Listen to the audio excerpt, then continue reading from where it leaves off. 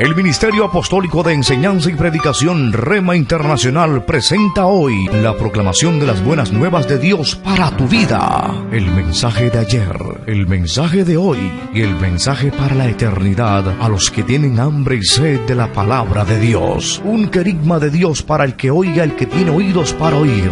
Escuche el dabar del Eterno a las naciones. Ahora es el tiempo para recibir el rema del Espíritu Santo a tu espíritu.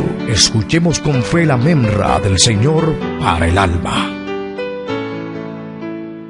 Homicidio en congelación. Vamos a hablar en el día de hoy acerca de un tema que en la Biblia se está disperso, tanto en el Antiguo como en el Nuevo Testamento. Vamos a hablar acerca de lo que es el odio o las enemistades. Vamos a tomar como base bíblica Gálatas capítulo 5, verso 20. Gálatas en el Nuevo Testamento, carta del apóstol a los Gálatas, capítulo 5, verso 20. Leemos la palabra de Dios en el nombre del Padre, del Hijo y del Espíritu Santo. Idolatría, hechicerías, enemistades, pleitos, celos, ira, contiendas, disensiones, herejías. Estas son las obras de la carne. Damos gracias al Señor por permitirnos meditar en su palabra en el día de hoy. Las enemistades. El vocablo griego que traduce la palabra enemistades es ektra, E-K-T-R-A. Y literalmente significa odio, desprecio, rencor, hostilidad, aborrecimiento que una persona siente hacia otra por haber sufrido alguna experiencia desagradable o incluso por referencia de otra persona, no porque le haya sucedido algo directamente con la persona, sino porque alguien sembró el odio en su corazón contra otra persona. Eso es lo que son las enemistades, como una manifestación de la carne, según el apóstol Pablo en la carta a los Gálatas. La enemistad es un pecado, destruye el alma y conduce al infierno. No está bien, no vive en paz una persona que tiene que estar pendiente a ponerse de cierta forma frente a otras personas que aborrece, contra las cuales su comportamiento es hostil y a las cuales aborrece. En el Antiguo Testamento se menciona la palabra odio de una manera clara en unas 21 ocasiones. Hay aproximadamente 21 referencias. Pero en el Nuevo Testamento, literalmente la palabra odio no se encuentra escrita como tal. Más bien tiene un equivalente o un derivado, como la palabra enemistad que hemos encontrado aquí en la carta a los Gálatas y en otras cartas. Existen unas 40 referencias neotestamentarias a lo que son las enemistades y todo lo que tiene que ver con el aborrecimiento por causa del odio. Son suficientes entonces para hacer un estudio y hablar acerca de lo que esta actitud, esta emoción humana que es producto de la carne puede hacer en la persona, en quienes le rodea y sus consecuencias. En el día de hoy, hablando a la familia, es cierto que hay testimonios de familias que las ha dividido alguna situación y el odio es lo que las une. Y vemos padres que no se hablan con sus hijos ya adultos, mayores, no se hablan por años. Esposos que por una situación difícil, así sea la más desagradable como el divorcio, se odian a tal punto que no pueden verse, no pueden estar juntos ni siquiera frente a un juez cuando están haciendo todas las gestiones de divorcio. Porque es tanto el odio que se tienen entre sí que no se pueden soportar el uno al otro. También hay algunos hermanos en la carne, hermanos de sangre, del mismo padre y de la misma madre, que manifiestan este odio por una herencia, porque de pronto el papá o la mamá manifestó más amor hacia el uno que al otro, y esto va creciendo hasta el punto de odiarse. Básicamente pasan los años y al final se sabe que se odia a esa persona, pero los motivos por los que se odia ya hasta llegan a olvidarlos. Vamos a ver en el día de hoy algunos aspectos con respecto a el odio en la familia, los problemas que engendra, las actitudes de la persona que tiene odio en su corazón, las consecuencias del odio y cómo podemos ser sanos de esta manifestación de la carne. En Números capítulo 35, versos 20 al 21, está el primer problema que engendra el odio en el pueblo de Dios. Números 35, del 20 al 21, nos habla de lo que puede engendrar una situación difícil en la palabra de Dios. Si por odio lo empuja o arroja algo contra él intencionalmente y él muere, o si por hostilidad lo hiere con su mano y él muere, el que le ha herido morirá irremisiblemente. Es un asesino. El vengador de la sangre matará al asesino cuando lo encuentre. Pero si lo empuja de repente sin hostilidad o tira sobre él cualquier instrumento sin intención, o si sin verlo hace caer sobre él alguna piedra que pueda causar la muerte, y él muere, no siendo él su enemigo ni procurando su mal, entonces la congregación juzgará entre el hombre y el vengador de la sangre conforme a estos decretos. La congregación librará al homicida de mano del vengador de la sangre y lo hará regresar a su ciudad de refugio, a la cual había huido, y él habitará en ella hasta la muerte del sumo sacerdote que fue ungido con el aceite santo. Pero si el homicida sale fuera de los límites de su ciudad de refugio, a donde había huido, y el vengador de la sangre lo halla fuera de los límites de su ciudad de refugio, y mata al homicida, aquel no será culpable de sangre.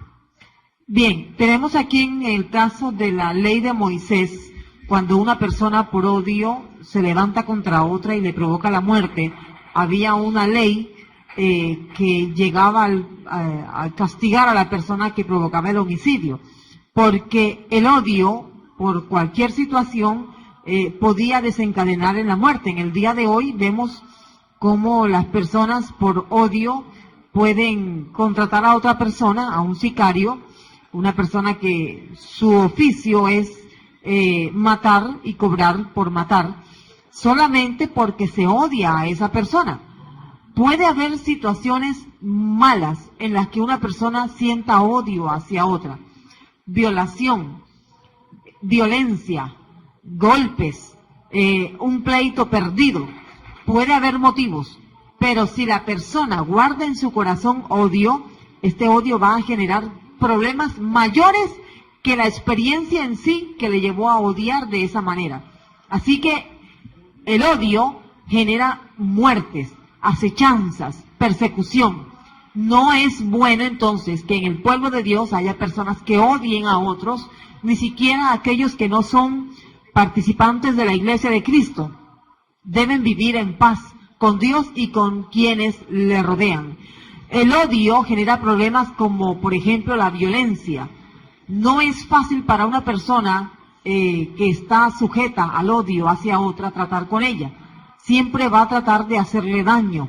Aunque lo disimule, va a hablar mal y va a expresarse con deseos de muerte en su corazón hacia aquella persona a la que odia. El odio también genera rencillas. Las rencillas, los pleitos, las divisiones, porque de alguna manera se puede incluso inculcar ese mismo sentimiento de aborrecimiento, de hostilidad y de odio hacia otras personas que no conocen a aquel que despierta en sí mismo este sentimiento tan malévolo. También genera deshonra, vergüenza. Es algo que no hace parte de una persona que ha sido llena con el Espíritu Santo. No debe ser así. Y para aquellas personas que han guardado odio por años contra alguien, en este día, en este momento, se puede reflexionar a la luz de la palabra de Dios para sanar ese corazón y continuar una vida en Cristo, sana, libre de este pecado, y comenzar entonces a vivir con esa paz que solo el Señor puede dar. Todo aquel que esté en paz con Dios, de seguro hasta con los que son enemigos de Él, estará en paz, dice la palabra de Dios. Veamos algunas actitudes del que odia, algunos comportamientos, la forma como manifiesta ese odio. Odia con tanta vehemencia como el que ama. Puede odiar con la misma fuerza, con la misma intensidad con la que ama. Mientras que una persona que ama está dispuesto a dar la vida por aquella persona que ama, damos el ejemplo, la madre con el hijo, el esposo, la esposa con su cónyuge, un hermano por otro hermano. El que odia igualmente está dispuesto incluso a perder la vida si es necesario, con tal de llevar a cabo su oportunidad de venganza, de hostilidad, de rencor y desprecio hacia el que odia. Vamos a mirar un ejemplo que está en la palabra de Dios, una historia muy conocida que está en el segundo libro de Samuel, en el capítulo 13, verso 15. Segundo libro de Samuel, capítulo 13, verso 15. Luego la odió Amnón con tal odio, que el odio con que la odió fue mayor que el amor con que la había amado. Y Amnón le dijo: levántate, vete.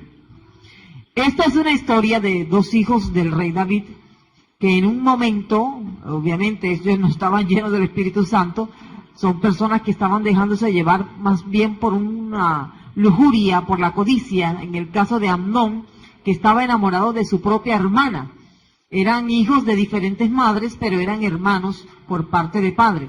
Y deseó con tanta pasión, con tanta vehemencia a Tamar, su hermana, que la violó. Y después que llevó a cabo su cometido, la aborreció. Pero dice el texto que la aborreció, la odió con tanta fuerza como con el deseo con que la quería tener al principio. Así que en este caso vemos un ejemplo bíblico de que una persona lejos de la presencia de Dios puede llegar a odiar de la misma forma en que ama. Alguien dice que lo que está más cerca del amor es el odio, pero creo que no es así. En la palabra de Dios, el que odia no es hijo de Dios, mientras que el que ama cubre multitud de pecados. En la Biblia encontramos también en el Salmo 109 las palabras que se dirigían hacia una persona que estaba haciendo el bien, y aún así, vamos a ver ahí dos versículos del Salmo 109, verso 3. En primer lugar, las palabras del que odia son como lazos. Salmo 109, verso 3. Con palabras de odio me han rodeado, sin causa han luchado contra mí. Bien, ese es un salmo en el que se está narrando de una manera profética la experiencia de Jesús cuando estaba rodeado por sus enemigos. La persona que odia por envidia, por egoísmo, porque tiene un trauma, una experiencia pasada que no ha sanado, sus palabras siempre van a ser como una trampa, porque va a querer en algún momento hacer daño a aquella persona que es el motivo de su odio. El que odia corresponde con odio al que le ama. Conocemos el caso de alguien que tiene su hijo, y su hijo, a pesar de haber sido educado con toda la facilidad posible por parte de sus padres, ha mostrado un odio intenso contra sus padres. Es evidente que ha recibido una mala enseñanza en la calle, a pesar de estar en su casa o haber crecido en su casa. La calle ha influido bastante en él. Así que los padres, tratando de darle la mejor educación cristiana, llegaron al punto de sentir el odio de este hijo que hizo cosas graves en contra de su padre. Si en este momento estamos aquí hablando acerca de un tema bíblico, porque la idea es que las familias en Cristo sean sanadas, y aquellas familias que todavía no han aceptado a Jesús como Salvador puedan llegar hasta Él. Si en este momento alguien manifiesta sentimientos de rencor, de hostilidad, de aborrecimiento a algún miembro de la familia, o a alguien que le ha hecho bien, este es el día para entonces hacer las paces y comenzar a sentir el amor de Dios en ese corazón y comenzar a darlo a otros. No odiar, sino amar. El mandamiento del Señor, todos los mandamientos del Señor se resumen en el amor. Bien, hablando acerca de las actitudes del que odia. El que odia disimula, es mentiroso. Dice cosas que son mentirosas porque su odio está encaminado a destruir la fama o el buen nombre de aquella persona. Pueda que lo disimule y use hasta el sarcasmo, use la ironía, use la hipocresía o una actitud para tratar de manchar con ímpetu la apariencia, el buen nombre de la persona que le ha herido. Puede encaminar sus sentimientos de odio incluso hacia Dios. En la Biblia, Dios dice en Deuteronomio 7, verso 10, que Dios da la paga a aquellos que le aborrecen y a aquellos que muestran amor hacia Él. Parecería increíble que una persona pudiera odiar a Dios, pero muchas personas han manifestado odio contra el Eterno, contra su Creador. Incluso han hecho campañas en las que, declarándose como ateos, pregonan un estilo de vida en contra de Dios. Veamos lo que dice Deuteronomio capítulo 7, verso 10, lo que dice Dios con respecto a aquellas personas que Él sabe que manifiestan un odio intenso hacia Él, un aborrecimiento fuerte hacia Dios. Y que da retribución en su misma cara al que le aborrece, destruyéndolo. Él no tardará en darla al que le aborrece, en su misma cara le retribuirá. Las palabras son fuertes porque el Señor está diciendo de que Él recompensará, retribuirá de la misma manera como esta persona que odia a Dios ha manifestado ese aborrecimiento.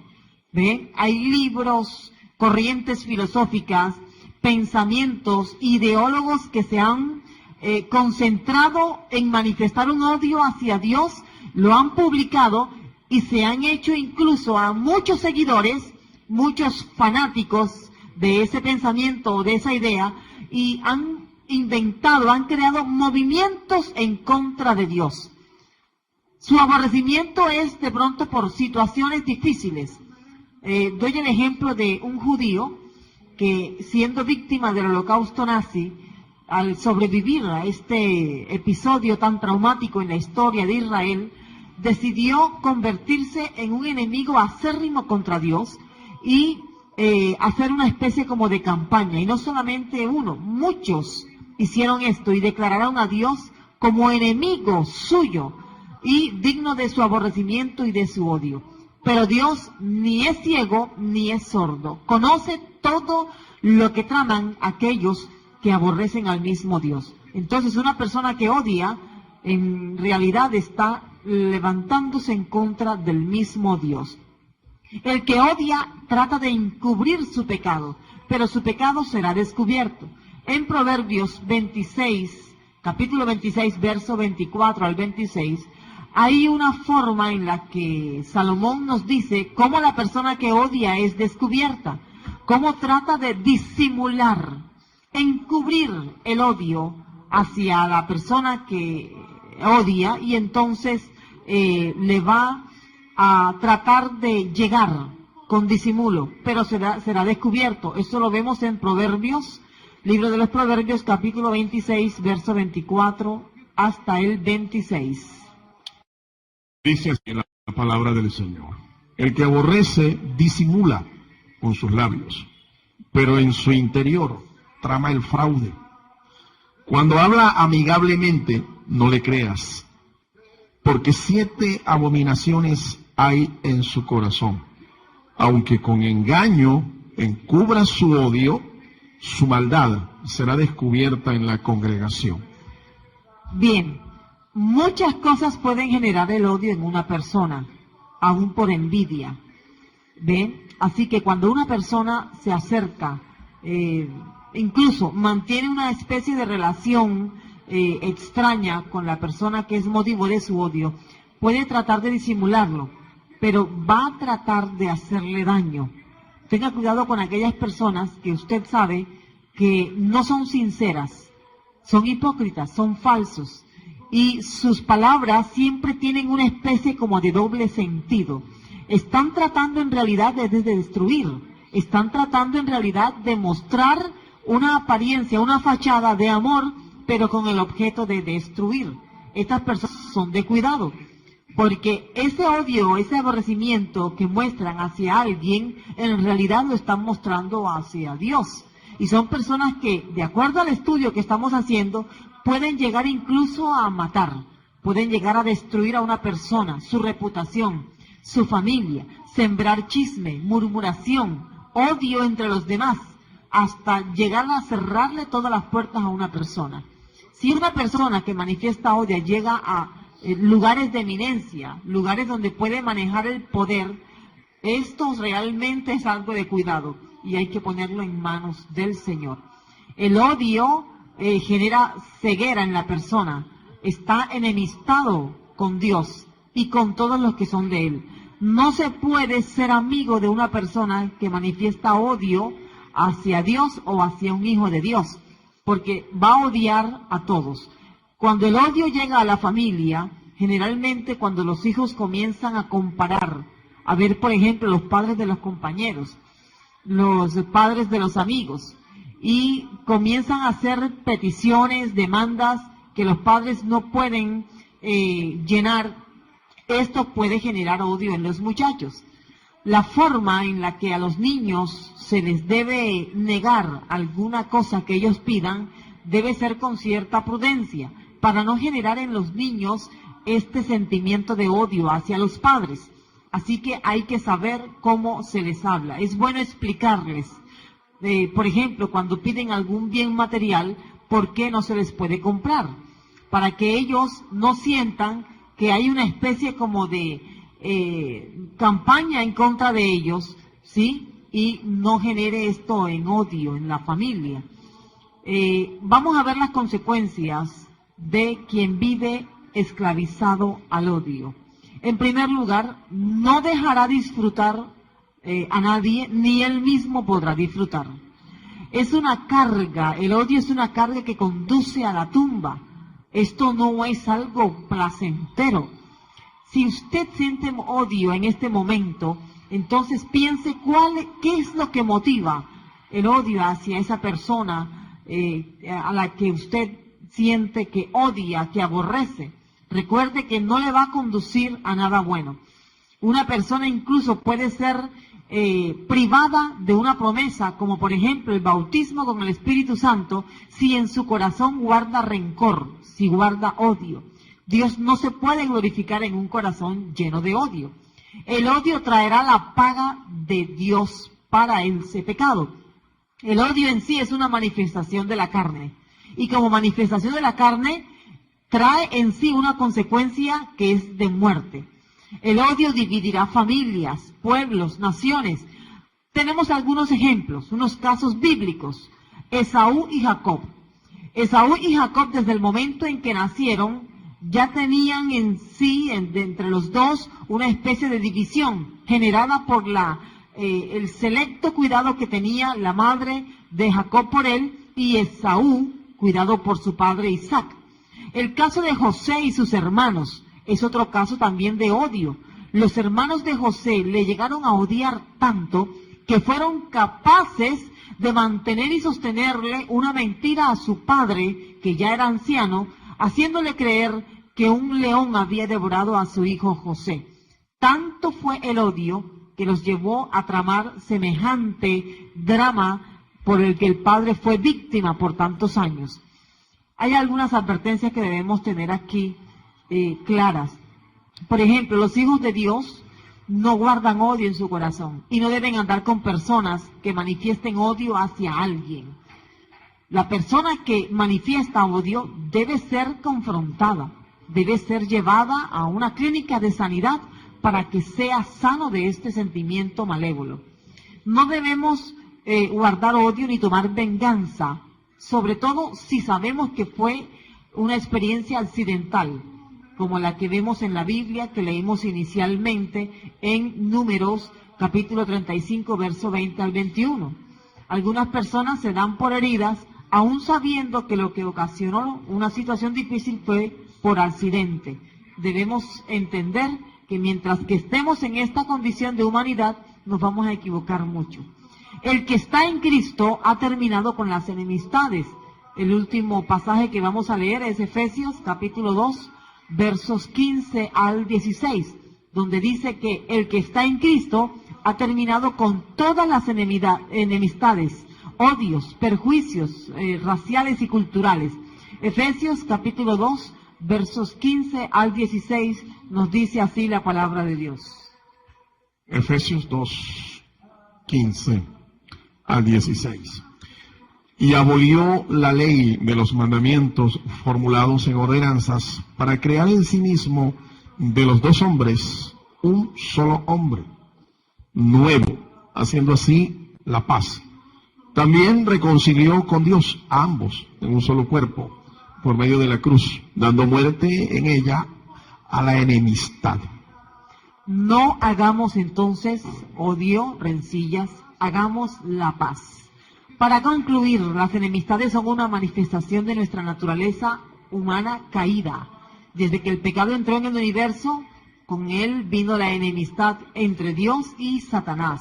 Justos e injustos, impíos y piadosos, cristianos y mundanos, el bien y el mal.